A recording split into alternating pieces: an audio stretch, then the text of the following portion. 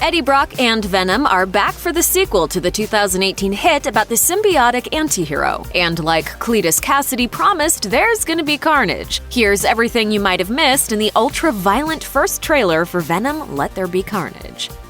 We've known for a while that Woody Harrelson would bring Cletus Kasady to life in Venom: Let There Be Carnage, following up the cameo appearance he made at the end of the first film. The trailer indicates that he's going to be quite the formidable opponent for the film's titular antihero, as it teases a big showdown between the pair, and it's safe to assume that much scenery will be chewed in the process. In the comics, Eddie Brock and Cletus Kasady have a history with one another. First introduced in 1991's The Amazing Spider-Man number 344, Kasady is a sociopathic serial killer who becomes the host for Carnage, an alien symbiote who's much nastier than Venom. Due to Kasady's lack of moral compass as a human, things get even worse when Carnage is part of the equation. Together, the pair have been guilty of some pretty heinous crimes throughout the years. That being said, Kasady is depicted as somewhat of a sympathetic character in the Marvel Comics, as he had a tough upbringing courtesy of his abusive mother and grandmother. It will be interesting to see how Let There Be Carnage explores his troubled backstory and his connection to Eddie.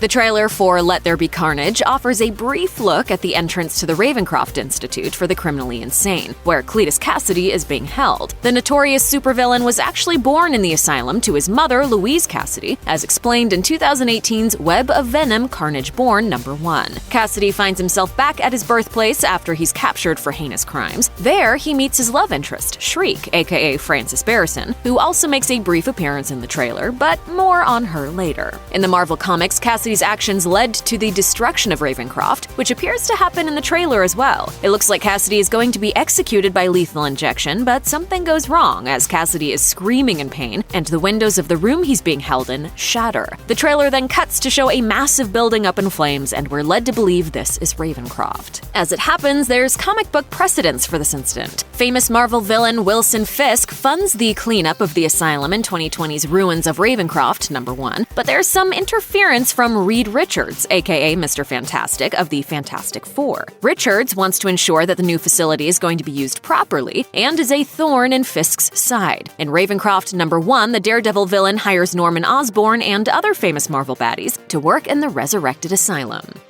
Marvel fans have long known how important the Daily Bugle is in the sprawling world of Spider-Man, and since both Venom and Carnage are established Spidey villains in the comics, it's fitting that Venom: Let There Be Carnage reference the newspaper-turned-online outlet. In the trailer, Eddie visits the Daily Bugle website, and in the next scene, Detective Mulligan is reading a hard copy of the West Coast edition of the newspaper. In the comics, both Eddie and Peter Parker work for newspapers. In fact, Eddie sees Peter as a rival, which leads to him becoming one of Spider-Man's most dangerous enemies when he inherits the Venom symbiote. While the Daily Bugle played a key role in Sam Raimi's Spider-Man movies, the only major Daily Bugle moment in the Tom Holland movies occurred at the end of Spider-Man: Far From Home, when the paper's editor, J. Jonah Jameson, released a video revealing Peter's secret identity. These two references in the trailer make it clear that the newspaper is part of the Venom franchise, just as it is in the Spider-Man films. But that doesn't mean all the characters are aware of one another's existence. Director Andy Serkis told IGN that Eddie is, quote, unaware at this point of other characters like Spider-Man. Serkis explained, obviously there are links between Venom and Spider-Man in the Marvel Universe and the Spider-Man story, but in this, we're treating this very much as it's his own world. The Venom story is his own world.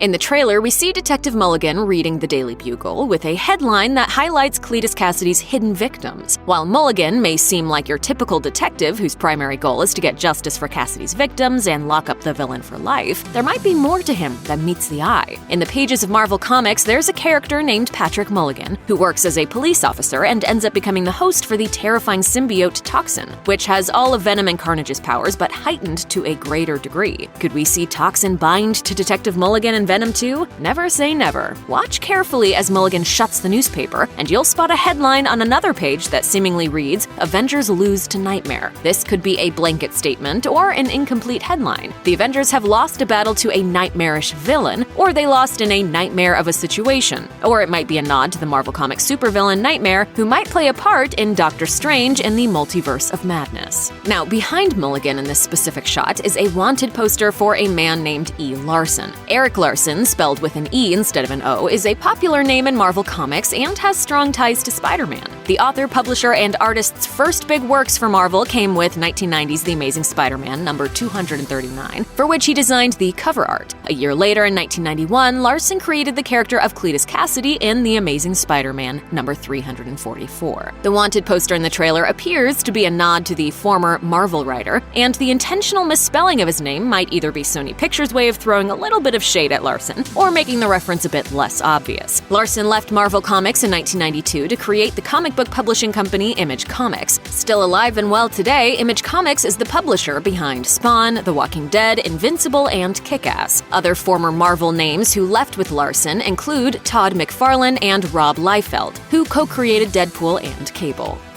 In the trailer for Venom: Let There Be Carnage, we see Cletus Cassidy in what appears to be his prison cell writing on a postcard. This postcard appears to be similar to one we see Eddie holding while he sits down to eat breakfast at the beginning of the trailer. The postcards we see are covered with drawings and dense writing, which might provide an unsettling glimpse inside the mind of Cletus Cassidy before he even escapes from prison. After the post-credits scene of the first Venom movie, did Cassidy and Brock become pen pals? What exactly does Cassidy have to say? Will these handwritten exchanges kick off a kind of cat-and-mouse game between Eddie and Cassidy, where the latter torments the former from afar until they finally meet in person again? We'll have to wait to know all the details.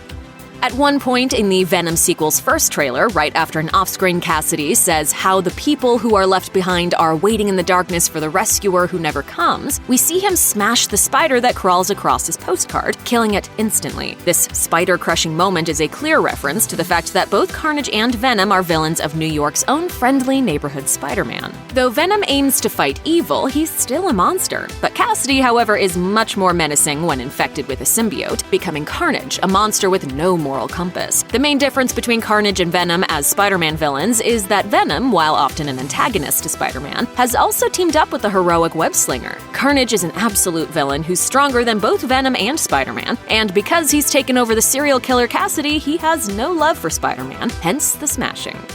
At a couple of points in the Venom: Let There Be Carnage trailer, viewers may see a familiar face: British actress Naomi Harris, perhaps most famously associated with the role of Eve Moneypenny in the James Bond movies Skyfall and Spectre. In the Venom sequel, Harris is taking the role of Shriek, who's historically Cletus Cassidy's love interest. Toward the middle of the trailer, we see Harris's character lying down on her right side with a glimpse of her face revealing what appear to be scars over her left eye.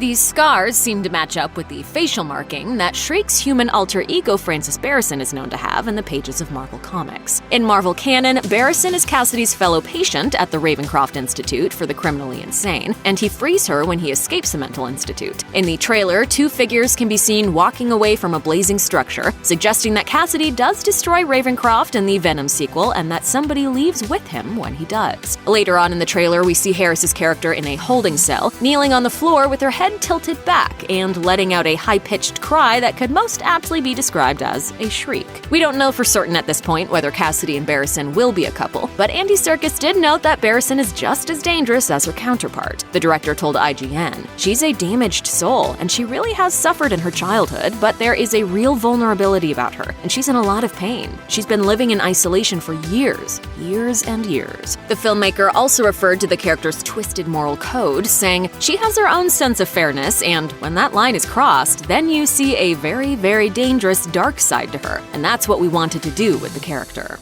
Whether you're addicted to smoking cigarettes or eating people alive, it can be hard to kick old habits, and it definitely helps to have a safety net, something to take the edge off those sharp turns on the road to becoming a better you. The trailer for Venom: Let There Be Carnage calls back to one of Venom's more peculiar cessation aids. In the 90s Marvel Comics miniseries Venom: The Hunger, readers learn that the Venom symbiote has a doozy of a monkey on its back. He's addicted to consuming human brains. Why brains? Hungry. Oh, God damn it.